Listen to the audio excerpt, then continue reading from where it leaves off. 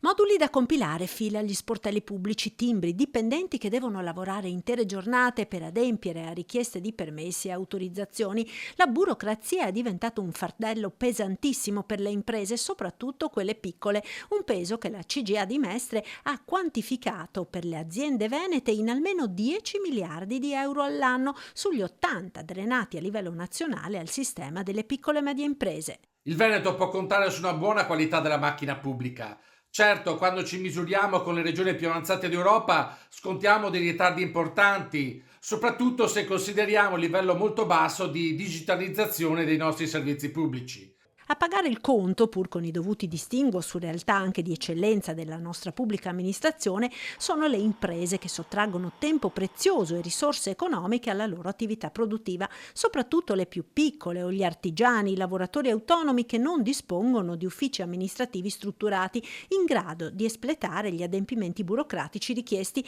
e devono quindi rivolgersi a consulenti esterni con dei costi che gravano pesantemente sui fatturati. Quindi per rendere la macchina pubblica più efficiente e meno costosa nei confronti dei piccoli imprenditori bisogna in qualche modo aumentare notevolmente il livello di digitalizzazione della stessa, cosa che purtroppo fino adesso non è stata fatta. Bisogna sicuramente semplificare il quadro normativo, quindi raggruppare le leggi per i singoli settori in testi unici e soprattutto accelerare sul fronte del turnover, quindi assumere soprattutto giovani laureati in materie tecniche e scientifiche.